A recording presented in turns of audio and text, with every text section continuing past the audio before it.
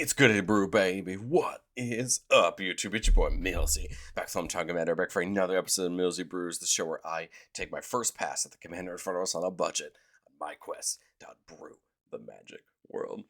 You know the motto, baby. It's ABB, always be brewing, and that's what we're back to do today. The deck list is going to be down in the description for you below, as well as I'd really appreciate it if you could interact with the video, like, comment, subscribe, consider checking out those links in the description. I'd appreciate it. But today, we're continuing through our first full week of Edge of Eternity's content other than Precon Week. And today we're going to celebrate spacecraft continuing to be legal commanders and new legal commanders with Edge of Eternity's and talk about our first 5-color spacecraft in Infinite Guideline Station.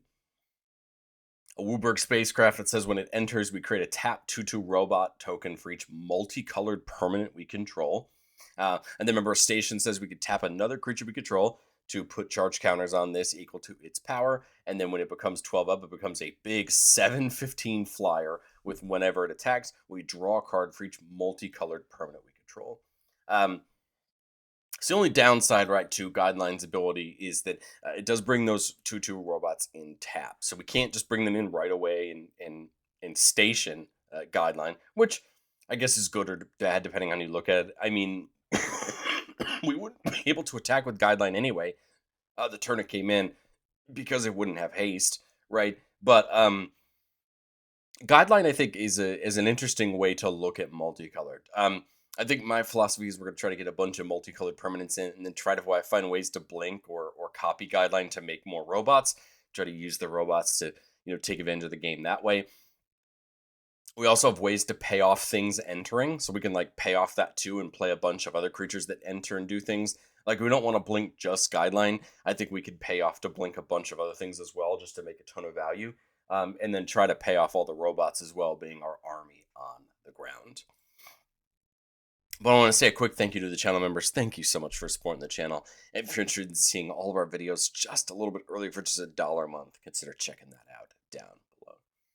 I think we need to talk about how we're going to fix our mana, because 5 colors is a lot to get to, and we're trying our best to do it on a budget. Which means there's no fetches, there's no triumphs. We're trying to do this as easy as we can, and so I think we have a lot of great dorks that can do that for us. Birds of Paradise could tap for a color of any color we want. Bloom Tender and Fabro Elder both tap for a color for each color among our permanents, which is a really fun ability and can basically mean they can each tap up to Wooburg, right? Once we get up to that level. Fabro grows for each color we have, so it can get a little bit bigger, whereas Bloom Tender stays a 1/1, but they're both great dorks for that. Inga and Eska allows all of our creatures to tap for mana in a color, but only to cast creatures, which is pretty cool. So we still do have a ton of creatures in the deck. And then whenever we go to cast a creature spell, 3 or more mana were spent from creatures to cast it, which remember that Bloom Tender and Fabro Elder would count. We could draw cards, which is pretty cool. Chromatic Lanterns allows all of our lands to tap for a mana of any color, so that's going to help fix our colors, right? We won't have to worry about not having a specific things. Same thing with something like Leyline of the Guild Pact, gives all of our lands every basic land type. But the other cool thing is that every non-land permanent is all colors as well, meaning that everything that is a non-land permanent is then going to be multicolored, meaning that Guideline gets even better, right? Coming in and making more robots. Well, what multicolored things we have access to? And the answer is yes, we're in Wooburg, so we have access to anything you want. My thought was try to play things that are multicolored and are just great houses of value. Aragorn from Lord of the Rings does a certain thing depending on what color of spell you cast, and great tokens, scrying 2, damage, getting a buff. Aragorn's great, and a 4-mana 5/5 is always great as well. We're playing 2 different Atraxas. The first Atraxas Praetor's Voiced, a big 4-mana 4/4 with 4 great abilities that lets us proliferate on our end step. Again, the goal here is that we can get more counters on a Guideline station that way if we want to, and other counters as well. Ferris Rockerick says whenever we cast a multicolored spell, we make a golem token. Good way to start flooding the board with those golems if we can, to make them fight for us on our side. We get to play one of my favorite commanders, Jetmir, Nexus of Rebels. At 3 more creatures, all of our creatures have Vigilance and a +1/+0. At 6, they get an additional +1/+0 and Trample. And at 9, they get additional +1/+0 and Double Strike. I think this is a great way to turn those robots into real threats to our opponents. Start hitting really hard. Of course, we're playing multicolored and we're playing a lot of legends, so I think Joda makes a ton of sense as well. Gives all of our legendary creatures plus X plus S, where X the number of legends we control. And whenever we cast a legendary spell from our hand, so unfortunately Guideline won't count, we exile cards on the top of our library till we hit a legendary non-land card with less mana value, and we can play it for free. So a good way to just start digging through our deck, getting things, and amassing more value. Knight of New Alara gives all of our creatures +1/+1 for each of their colors. Great way to start making up all of our creatures even more of a threat right when they're on the battlefield. Maelstrom Wanderer gives all of our creatures haste, and we get to double cascade on an 8 mana creature. Should allow us to hit a lot of our deck and get a lot of good pieces down. Sarah Farron has the first legendary creature spell we cast each turn, costs 2 less to cast. So again, can't reduce Guideline Station, but that's okay because we couldn't have reduced it by 2 anyway. But it's going to be great for all these other creatures we have. And we can flip her over into an artifact that still reduces creatures but also buffs creatures. So again, great. A lot of their creatures in our deck are legendary, so Sarah is going to do a great job at doing that for us. Shanide's going to give all of our legendary creatures menace, and whenever we play a legendary land or cast a legendary spell, we draw a card and lose a life. Guideline can fulfill that, right? So there's a lot. The rest of our deck can do that as well. Strock Dragonclaw gives all of our other creatures trample, prevents our creature spells from being countered, and it's just a great piece of value. A big 6/6/4/5 mana. Urza is going to help us with our robots, all of our artifacts, giving all of them menace, and then we get a construct at the end of our turn, where that construct gets bigger for each artifact you control. So the more of those little robots we control, the better those constructs are. And Urza can hopefully come down pretty cheap, right? If we have those robots out, hopefully it'll come down for just 3 mana. Urza Prince of Krug's going to buff all of our artifact creatures, making those robots into 4/4s, which is pretty cool. And then we can pay 6 to make a copy of an artifact we control, except it's a 1/1 soldier creature and just other types. There's a couple ways you can look at this. We can actually copy our artifacts if we want to. Or for 6 mana, you could just copy Guidelight Station. It's going to immediately go away because it's legendary, right? You're going to have to make your choice. But you could just spawn a bunch more robots that way. I think that's why the blink copy idea of this deck becomes really important, is blinking or making copies of Guideline just to make more robots under our control. Broker's Ascendancy kind of helps play into that, attracts us, proliferate. Just at the beginning of our end step, we put a counter on each creature we control, just making them better, making all of our robots bigger. And then Frostcliff Siege can help us by giving all of our robots +1/+0 trample and haste. Of course, they come in tapped off the Guideline Station, so it's not like we can attack that turn with them, but on future turns, giving them trample is really nice so that people can't just chump them right out of the way.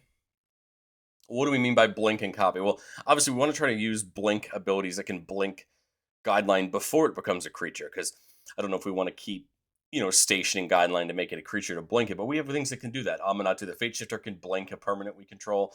Abuelo can pay 3 to blink an artifact, so it can blink Guideline.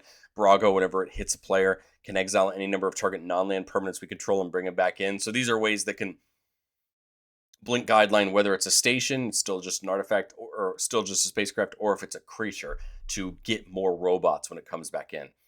I think drawing off of Guideline when it attacks is a really huge thing, but I also think dumping a bunch of robots onto the battlefield is a great way to do it, especially when it's still a artifact and your opponents are going to have a harder time removing it than when it's a creature, right? Saheeli for 2 mana can copy another creature or artifact we control, so for 2 mana we make another copy of Guideline. The copy of Guideline goes away because it's legendary, but you still get all the robots for it. I think you'd still be able to see... I think you would still see, I don't think you would get one more on the number of multicolored permanents for the robots, but you'd still get a ton of them. And then Conjurer's Closet can only blink creatures, but it's okay. We're going to talk about creatures we want to blink as well. But if Guideline becomes a creature, it can blink it. But Teleportation Circle can blink an artifact or a creature. So again, we're still covering blinking artifacts as well, so that we can, again, blink Guideline if we want to and get more robots. Again, we're trying to play the spread here and make sure that...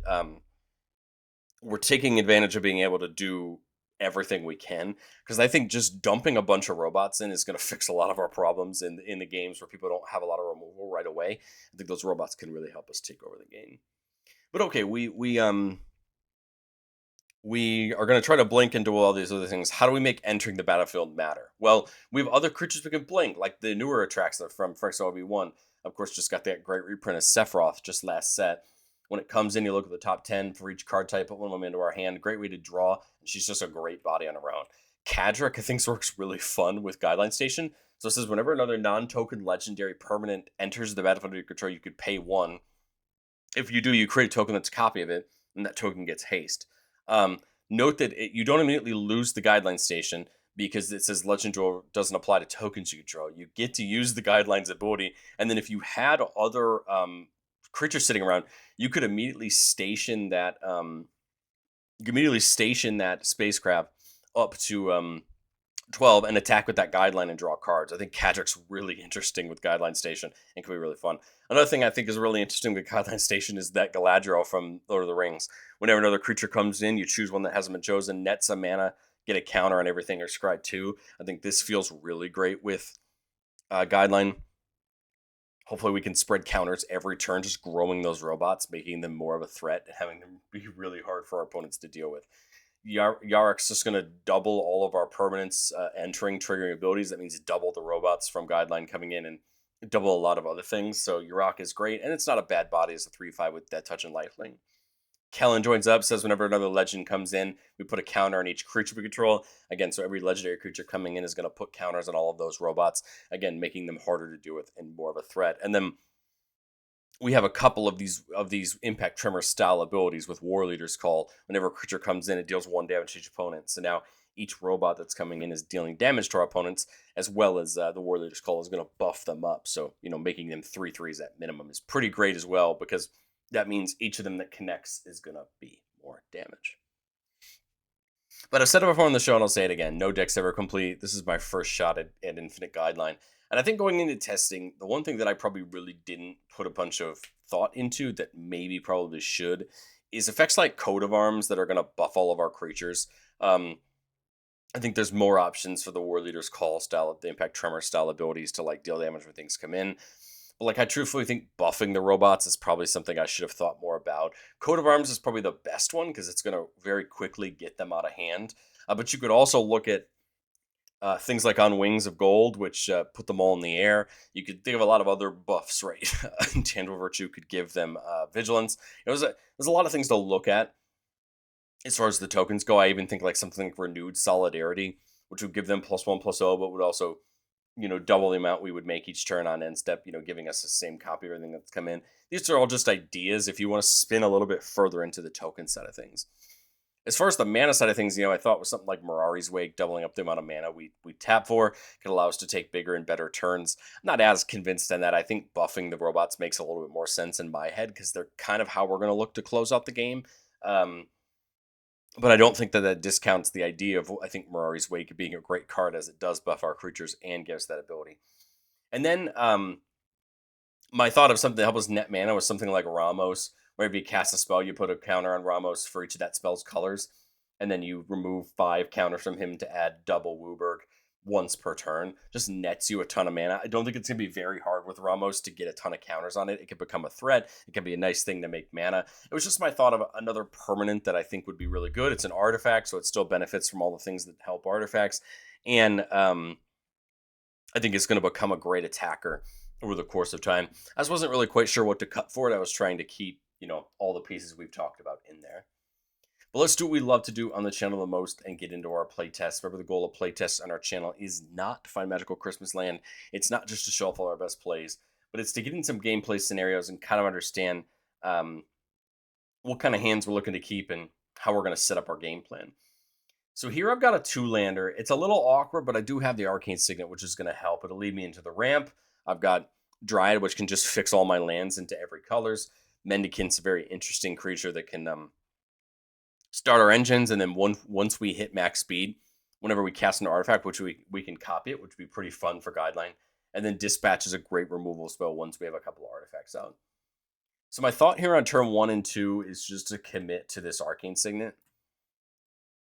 Now, what we do here depends. We could go for the Kodama's Reach and go get 2 other lands and go that way, or we could go, get the Dryad down and do that. I kind of like the idea of doing this instead. I guess I got to think, what's my plan next turn? I guess Mendicant plus Dryad maybe next turn. I need a forest or an island to put into Flooded Grove. We're going to need double whites. I think I'll go get a plains. We've got to remember that, right, the Signet can tap for anything. So there we go, not too bad. So my thought here is Mendicant here plus Dryad. Now Dryad turns everything into every color, which is nice. Leaves up mana for Dispatch. Not that we'll want to use it because we're not quite there just yet. But now Mendicant starts the engines. Remember, every turn that we deal damage to our opponents, it goes up. And then once it's max speed, right, we get to copy those artifacts. So we could dump Guideline in right now. The only problem is we're only going to get one robot for it. So I don't know that I really want to do that. I like the idea of Broker's Ascendancy, but it really only leaves me with 3 mana. So what would I use the other 3 mana for? I guess I could do Abuelo. If I do Shanid, I've only got 2 mana, so that line doesn't make as much sense to me. I kind of think that Brokers plus Abuelo makes a little bit more sense to me. Try to get something like Mendicant Core or Dryad in for damage. My hope is we should be able to get at least one of them in for damage to get our max speed up. And then Brokers is going to start putting some counters around. So now if I dump in Guideline, we're getting 1, 2, 3, 4 robots, right? Because Guideline does count for it. Again, I could do the Kadric plan, like I talked about, getting double the robots. It would also potentially give me a chance to have, more robots come in. I think Shanid could be a ton of fun. Hopefully that means that this and this get in more obviously here this turn. And then we could hold up D-Spark and then just get a counter on all these right at the end of turn and put the speed up is my thought. Because Abuelo having Menace should means that it should get in pretty much anywhere in turn 6 unless somebody's playing a heavy flyer stack. Now we get the Felwar Stone. So that is 5 mana. So my thought here is go through combat first. And the reason is because I want max speed to go off, because then I can copy Guideline. So I guess if I want to do that, then I need to not play the Felwar Stone, right? So I have 5 and then 6. That makes sense. So go through combat again. I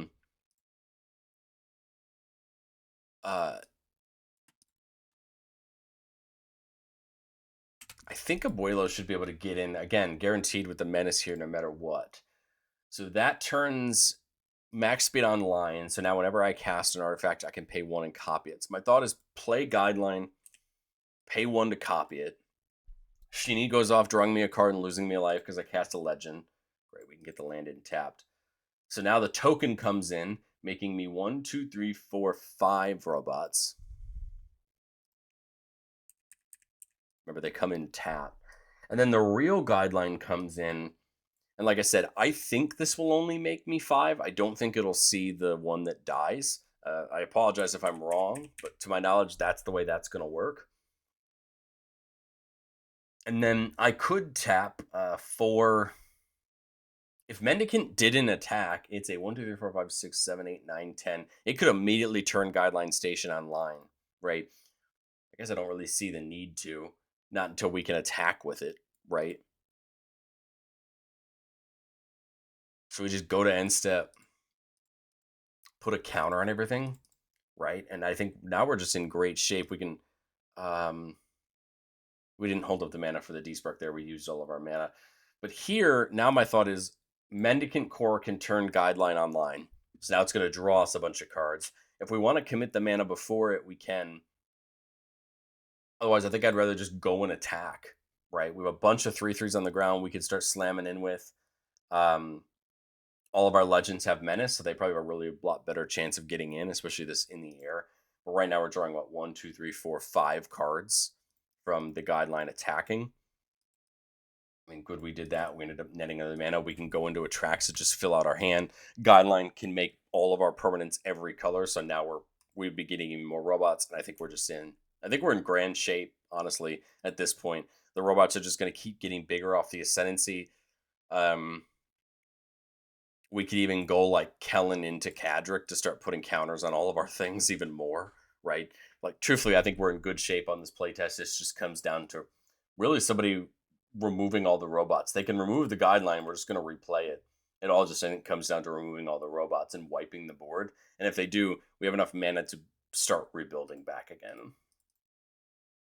Let's go into playtest number 2 here. Keeping a 3-lander with Rampant Growth, Birds, Inca, Nesca, and an offer. The hand's going to depend on somebody else playing green. And if we go first, then we cannot play Birds off of Exotic Orchard. But I'm going to assume that somebody else at the table is playing green and we're not going first for the Birds. Do I think I'm willing to just Rampant Growth? Guess I'll just start. Got black in hand. So I guess I'll go get something like a Plains.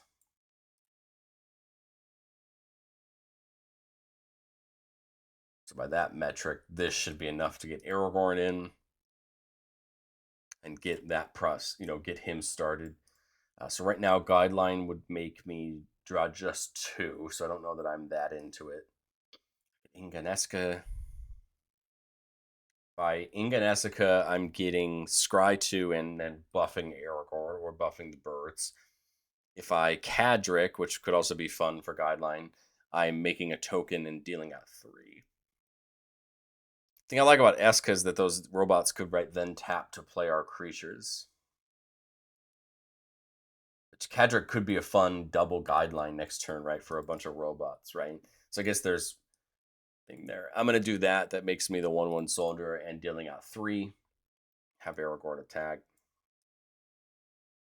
Now my thought is, I mean, it might be too early for the Guideline, but that's my thought.